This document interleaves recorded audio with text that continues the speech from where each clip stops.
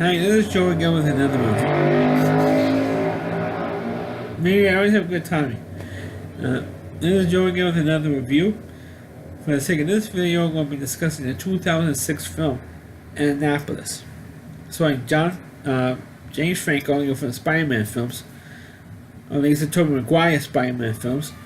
Shane McBride. You also had Donnie Wahlberg, of course, from Blue Bloods, and Shane McBride, who is now currently on Hawaii Five-O in this movie.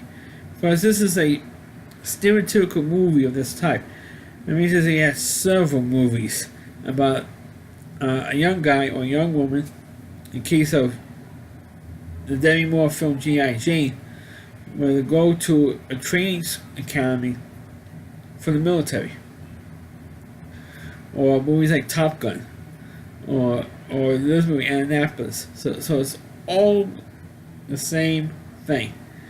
It just has kind of different variations, but it's basically the same damn thing. Or maybe to a lesser extent, American Sniper, where you see all the training sequences in that film. But it's all pretty much basically the same thing. But I did kind of like this movie because how many movies do you know have been made about Annapolis? In case you know what it is, there's the Naval Academy School in Maryland. This is a state in the United States. There's those of you who watch this movie outside the United States. And James Franco plays the main character from a working class family who works in a shipyard, who's burning a Navy, whose father was the foreman on his job, burning Navy ships. And while all that stuff was going on, James Franco's application to the Naval Academy finally goes through. So his father tries to talk him out of going, but he doesn't have what it takes to go through the basic training and stuff. So James Franco says, "Screw you." Pretty much says to his father, "Screw you, I'm going." So he goes there. And Donnie Wahlberg is the one, it's like the recruitment. His recruiter gives him the news that his application finally went through. And because James Franco's mother, who you never see her because she died, was the one who wanted her son, James Franco character, to go into the Naval Academy. While that's going on the night before he goes to the bar, and of course you know where you've seen this scene before, when he sees this gorgeous woman in the bar, he hits on her, and he flirts with her, and of course the next day he finds out that she was one of his training officers. When have you seen that plot point before? In a little movie that took place 20 years earlier called Top Gun. They used almost the same premise, where the guy hits on a girl in a bar and finds out that she's one of his training officers. It's like the same bet that was in the Top Gun. So I figured, they put the Top Gun cliche in this thing, and then he's going through basic training and he's having a real tough time because the training officers were giving him shit. All the hazing and all that type of thing. And meanwhile, there was one particular recruit who was in the same class as he was. He got thrown out. And the reason why he got thrown out, this one particular cadet, was because he didn't shower enough times. He was ordered to take showers at least 3 times a day, or 3 times overnight. At night, take at least 3 showers to wash all the crap, his stink. Because when Frank Ocean says, "Oh, you stick," and only you can take showers 3 times a day. So this one particular day, he only took like one shower instead of he took like one shower and skipped one day, and one of the roommates that was there with the James Franco character and this other black guy snitched on him. Said, "Hey, obviously the lieutenant." Drill master, I have to tell you, Sergeant, I have to tell you something. And say he skipped the shower, so they caused the fight. Instead of saying the guy snitched on him, they threw the cadet out for not showering. I am not kidding. So when James Franco has leave, Christmas time, he tells his buddies what happens. You gotta be kidding! They threw a guy out for not showering enough. He said, yeah, because he skipped a shower. They kicked him out. They kicked him out. He said, yeah. So all this shit was going on, and then his father was, and then James Franco's father was giving him crap. He still doesn't believe that he, because James Franco, just because of stuff like that, or nonsense like that, James Franco wanted to quit, and so James Franco is saying his father is considering quitting, and then he says, "Oh, see, I knew you would quit." So James Franco got pissed and goes back and finish off his first year. While that's going on, one of his roommate, who was overweight, was fatter than I am, was trying to do this obstacle course, and he says, if you're not done by you have a 5-minute time limit to finish the course. If you're not finished in 5 minutes, you're done in the academy. So another crazy thing, if you're not done in 5 minutes, you're out. So this guy does manage to finish the whole course, which he had trouble doing early in the film. But when he gets to the finish line, he was like 4 seconds over with. It was like 5 minutes and 4 seconds. So James Franco was trying to plead with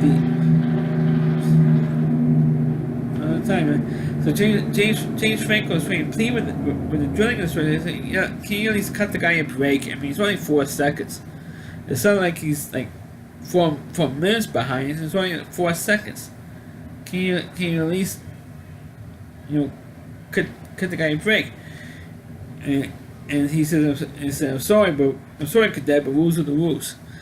And so the guy was so depressed, he jumped out the window.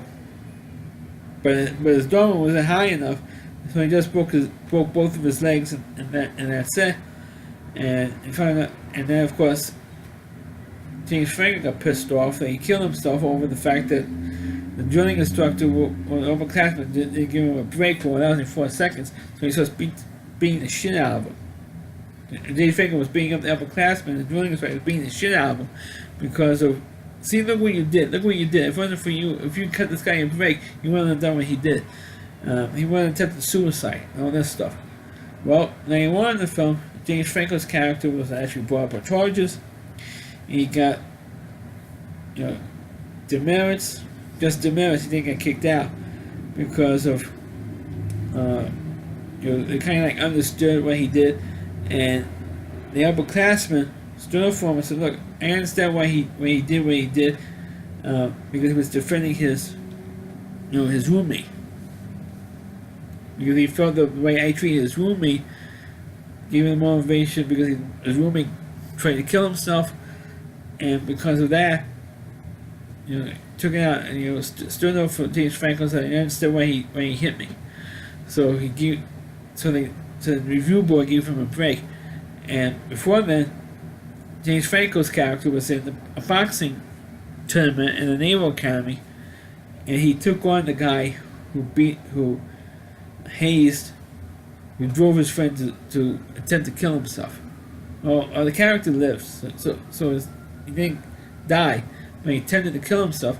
So they had a real good boxing match for about, I think they had like 4 rounds, 3 or 4 rounds match. And it wasn't like you see in the Rocky movies when you have like a 15-round match. It was only like about, I think, like 3 or 4 rounds. And James Franco was starting to kick this guy's ass. But fortunately, the match ended. They used all 4 rounds. Or excuse me, 3 rounds actually. It was 3 rounds. And so the guy who was hazing James Franco's roommate was actually going into the Marines. And he says, "I gotta know one thing." James Franco says to him, if he had an extra round, you think it would beat you?" The guy says, looks at him and says, "Well, you're never gonna know. You only had a 3-round match." So like sticking the deal, they got like a mutual respect thing going on. And meanwhile, the girl who James Franco hit on earlier fell in love with him. Another Top Gun cliche here. But in terms of a film, I thought it had an interesting story, but the problem is that it has way too many cliches in it. It was way too predictable. Right, every standard possible, way too predictable in this movie. But that being said, I thought that the movie held my interest anyway, and it was not that bad. It's not the great. I mean, Top Gun is way better. Well, G.I. Jane, I don't really like G.I. Jane that much because I think it was terrible. But this is like better than G.I. Jane. But Annapolis is better than G.I. Jane. But because the performances were better. And you had better on-screen chemistry between the characters. And at least I felt that way. And I thought it was better than G.I. Jane was. But Top Gun is still a better movie. This genre. And these are the movies that just stole every cliche that was established in Top Gun. That's what Annapolis did, was still pretty much all the cliches from Top Gun. Except for the fact that no one dies in Annapolis compared to Top Gun. Where, of course, Anthony Edwards dies in Top Gun. But the movie's not bad. I enjoyed the movie because I had an interest in that movie. So let me review the movie Annapolis. Please click on the video, please rate it. Feel free to subscribe to my channel. And please forward this video on your Facebook pages. You can check out all my reviews on my YouTube channel at rallyc.com. That's over WDY. That's c.com. The homepage of Rally Reviewer, Christy Moore. Please check out all of his videos on his website. Thanks for watching, and catch you next time.